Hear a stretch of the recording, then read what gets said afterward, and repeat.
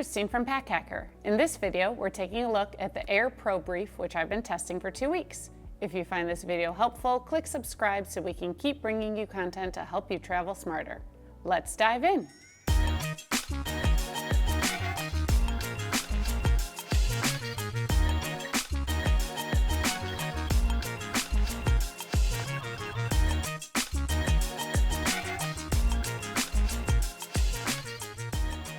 So the Aer Pro Brief got a very sleek and sophisticated design.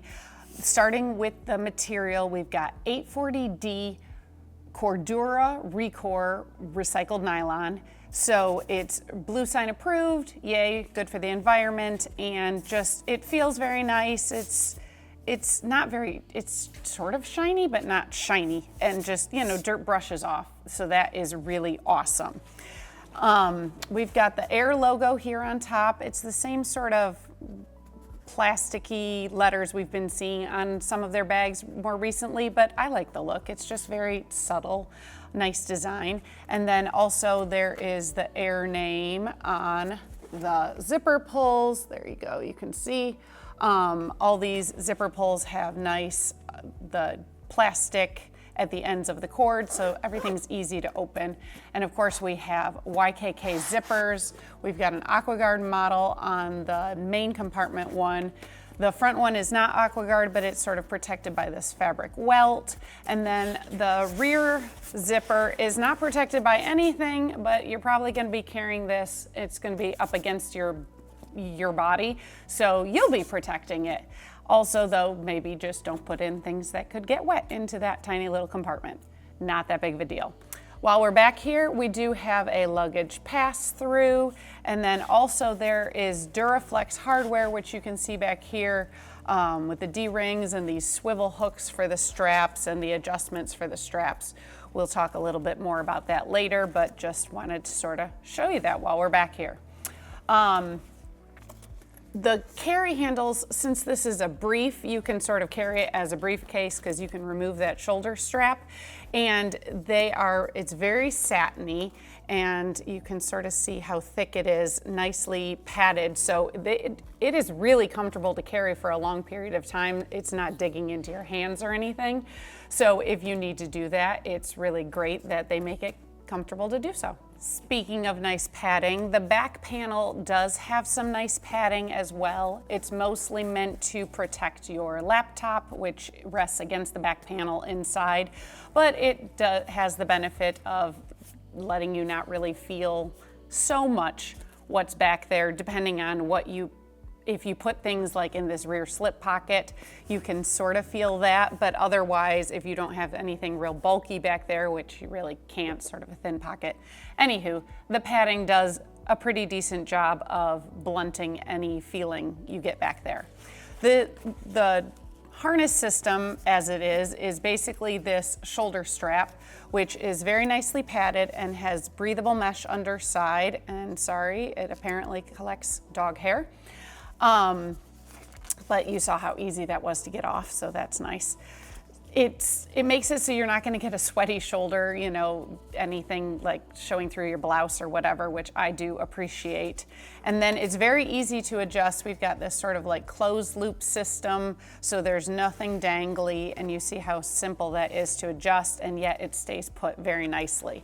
The strap itself is on swivel hooks, which I've had problems with other bags in the past where it gets twisted. This one, no big deal. And like I said, if you don't want it, you can take it off. So as you can see, this is a very, I think, professional looking bag. It's sort of sleek and understated, especially in this black colorway that we're testing. It's not going to stand out from the crowd. It's not very flamboyant, so if you sort of want to blend in or look professional, it works like that. Now that being said, if you're at a business meeting in a sea of black messenger bags or briefcases, you want to make sure that you grab yours and not somebody else's, but that's sort of small potatoes.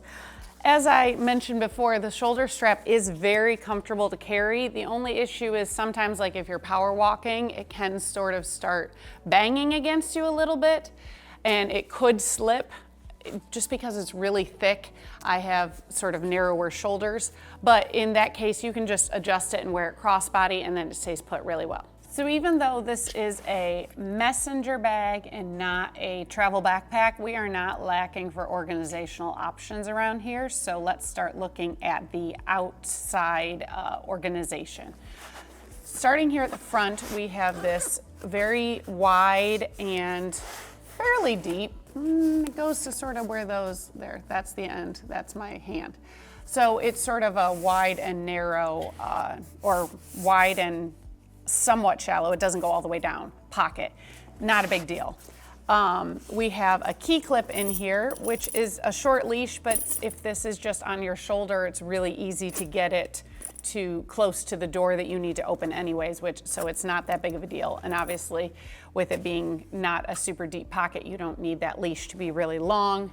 Then you have this squared off pocket, which it's too small. It's sort of hard to show you here, but it's too shallow to put most phones. I have a mini, and so mine stands up, but it's like right here at the top where by the zipper, so I didn't ever actually end up using it for that. I've got a battery bank in there right now, so it works well for that, or maybe your wallet if you want it in there. Otherwise, I mainly just toss things in this front compartment because I found it easier than trying to figure out and sometimes running into the zipper if I put stuff that was just a little too tall there. So you can see I've got a mock-up of a phone there, and I've got a little wallet here. So this is just for sort of your quick access items. Now you can also put your quick access items here on the back. There is a smaller pocket, but then if you do put like your phone and wallet here, you're gonna feel it maybe against you depending on how you have the strap adjusted. So I've got a little notebook back there, would work well for that, or your passport, maybe your boarding passes, just things you want maybe a little more secure so it's up against you. And then above that we have this large slip pocket. It's really good for just notebooks, file folders, maybe a magazine for the plane, stuff like that, because it doesn't really open very wide, and also that's going to be up against you, so you're not going to want something super bulky there anyways. And there's no fastener on the top here, so it's really just for stuff that is, you know, will just lay in there nicely. Maybe if you have a slim novel or something, it'll tuck in there nicely and you don't have to worry about it falling out, but if it did fall out, it's not something that you'd maybe necessarily miss or whatnot. Anywho, it's just one of those things where it doesn't have a fastener, so keep that in mind. And then finally, before we look inside, we do have one more pocket. It's on the left side of the front, and it is they call it a bottle or travel umbrella pocket. Now I have to say, I could not find maybe those really, really skinny disposable bottles you could wedge in there, but I even had like a very small disposable bottle, and I could not wedge it in there. And then even travel umbrellas, I really struggled to put them in there. I don't know if it's the elastic's too tight or it just doesn't open wide enough to begin with, but I really didn't end up finding any use for it because anything I tried to shove in there just wouldn't fit, and it was just hard to do. So I figured there was enough other pockets elsewhere. If it wasn't gonna carry a standard mouth bottle, it wasn't gonna be useful for me. So like I said, there's more places inside to store your gear, so let's take a look. We've got the AquaGuard zipper, and you can see how nicely it slides, and then it basically goes from each of these little loops on the side. So you get a pretty decent opening. You can see how nice and wide you can see in there. Against the back panel here, remember I was talking about that cushioning. This is where your laptop goes. You can fit up to a 16-inch laptop here. It's a bit of a squeeze. This is a 16-inch MacBook Pro, sort of a demo of it. So you can see sort of where it's gonna go. I don't think bigger laptops are gonna fit there. Definitely smaller ones work really well.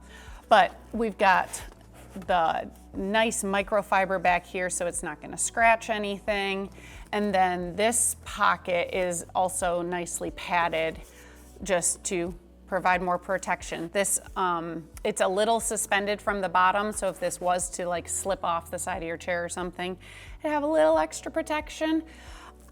Not a ton, but you're probably not gonna be tossing this around either. So it's there, that's good, but not a huge thing. In front, we have one more pocket, and this does not have any padding, so it's good for a tablet or an e-reader or just some folders. But if you are concerned about protection, you might just want to turn the screen around to face the padding, just to make sure that that is what's being protected. There's not a ton of room you can see in the middle here, so you're not really gonna be wedging things up against your screen so much, so it's probably gonna be fine, but you do you. Let's flip around here against the front panel. We'll start at the top. We've got this nice zipper pocket. I've got a cord and a little USB hub thing there. So you can put, like, if you don't want to use like a dedicated tech pouch, you can sort of organize all your everyday tech or your travel tech in here, which is really nice. So this is just, it's pretty big. You can see you got a lot of room to put just anything, maybe an air tag or whatever that you don't want falling to the bottom. Then we also have some really large slip pockets. So you'll see I've got a wall charger here, and it's sort of on the larger size, fits just fine. We've got a couple of pen slots, so you could use them for either pens or, you know, styluses. Stylus, I don't like saying that plural, but you get my gist. And then we have a larger pocket, which I just have this wireless charger, the little doodad here, but you can fit like a pair of over-the-ear headphones. You can fit rather large gear there. So if you have that, that's nice. If you don't, just toss a couple things in there, whatever. You will see there isn't a ton of room, and I didn't end up really using the middle here for anything, because once you pack everything out, there's just not a ton. You're not gonna be like sliding a jacket in here or your lunch or anything like that. But this sort of a brief is not designed for that. You know, that's for your day pack or your travel backpack. So it didn't really bother me that there isn't a ton of space in there. But if you do want to slide things in there, just be warned, you can see from this overhead view that you're not gonna be able to see the gear. So things can totally get lost. Like if you drop some change or something, you might not find it later. Things are just gonna get lost there at the bottom. So make use of the organization. There's tons of organization in this bag, so you might as well make use of it. So there you have it, the Aer Pro Brief. Thanks for keeping it here at Pack Hacker, your guide to smarter travel. We'll see you in the next one.